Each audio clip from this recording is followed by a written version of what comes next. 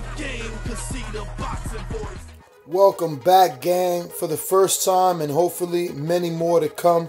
Don't forget to subscribe to the YouTube channel and click on the notifications right here, this little bell, so you can get those emails every time we go.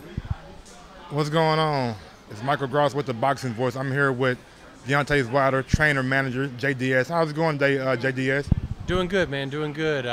Camp's going well. We're excited about Tyson Fury fight and want everybody to know we're going to be ready. Now, I want to get straight into it. There was some recent news with Eddie Hearn. He said that they were making progress and they weren't necessarily dealing with Shelly Finkel. Do you know anything about this?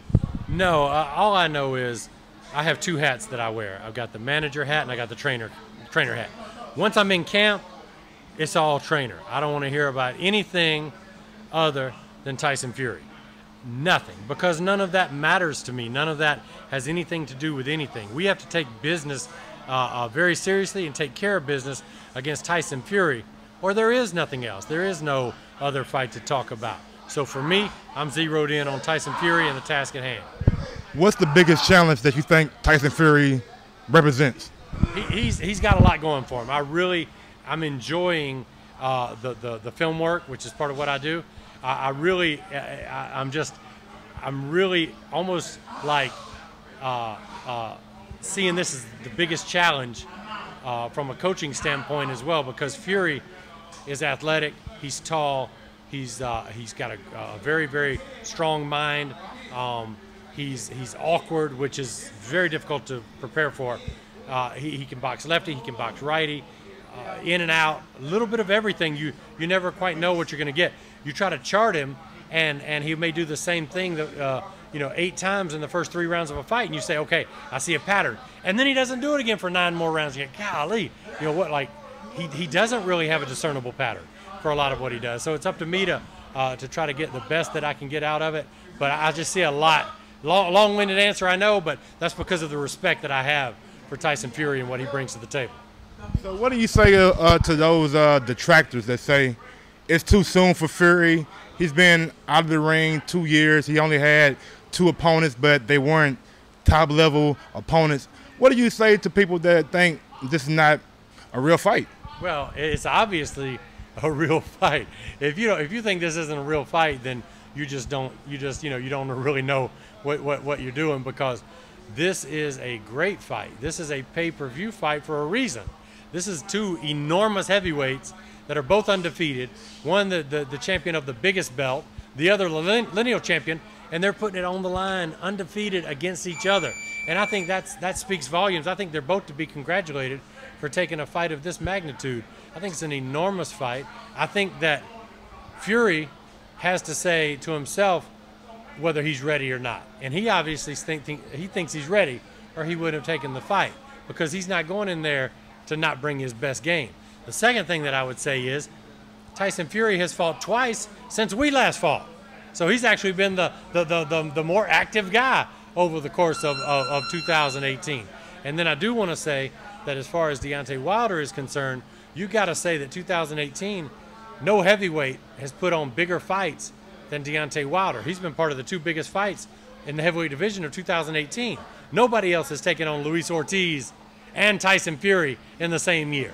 But Deontay Wilder's doing it. What do you say to the people over in England that think AJ, who fought Parker and fought up a Povetkin with 80,000+ in the arena, they feel like they're putting on the biggest fights?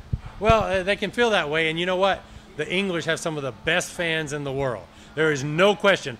I will tell you straight up, I'm jealous of the love that I wish the Americans would get on board with our guys like the English do their guys. So all respect to English fans. That being said, Povetkin and Parker are great fighters, but Ortiz and Fury, that's, if you could put them all in there and say which one would you rather watch, I don't think there's any doubt that the must-see TV events would have been, of those 4 fights, would have been Wilder Ortiz and Wilder Fury.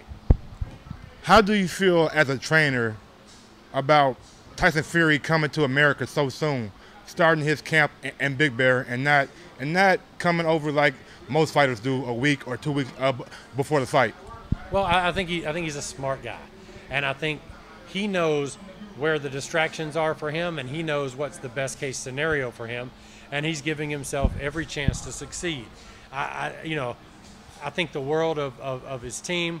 Ben has done Ben will never get the credit that he deserves for being part of what has been a transformation from the depths of hell for Tyson Fury, mentally and physically and spiritually and emotionally, to where he is now. So I think that Tyson deserves the credit, and I think that Ben deserves a lot of credit, and I think that Frank Warren, the promoter, has really mapped it out well for the team. So I think he's doing a great thing by going to Big Bear, and I think there's a lot of peace and solitude in that place, and I think that they're doing what they have to do to try to be successful.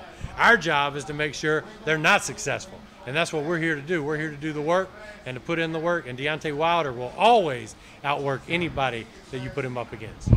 What kind of improvements have you seen with Fury being with Ben Davison instead of being with his uncle, Peter Fury? Well, I think a lot of Peter as well. I think sometimes some guys may just see a need for a change.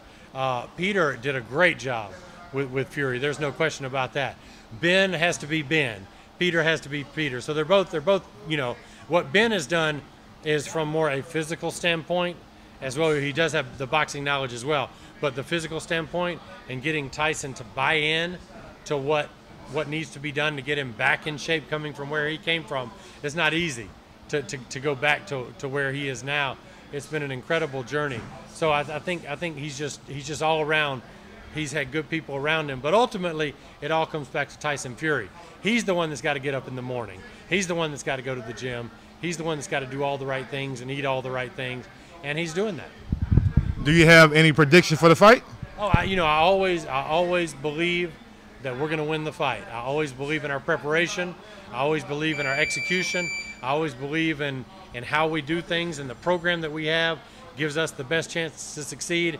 And I would put our program up against anybody. And our program works because Deontay Wilder is there doing the work.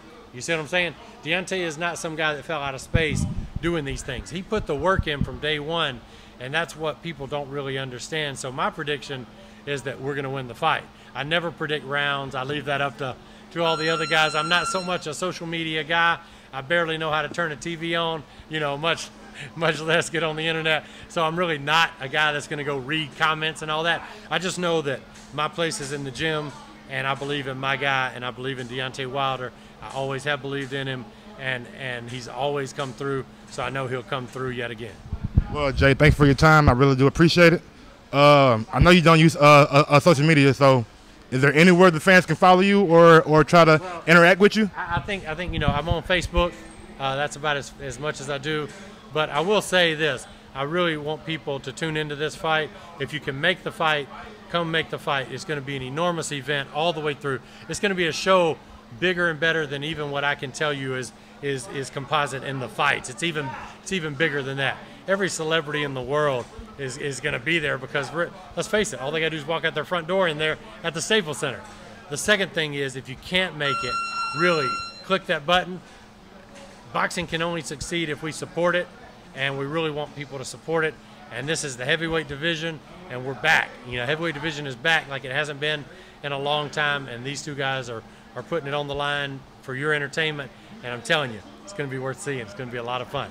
I'd be the first to be in the front row if I wasn't already going to be in the corner. And I'll tell you something else. Even though I'm going to be in the corner, I got people ordering the fight for me because I want to see it. I want to come back and watch it as if I were a fan ordering the fight. And I want to see how it plays out on TV so that we can adjust and for future. But I'm ordering it myself. If I can order it, you need to order it. Thanks for your time, Jay. Appreciate it. Thank you guys so much.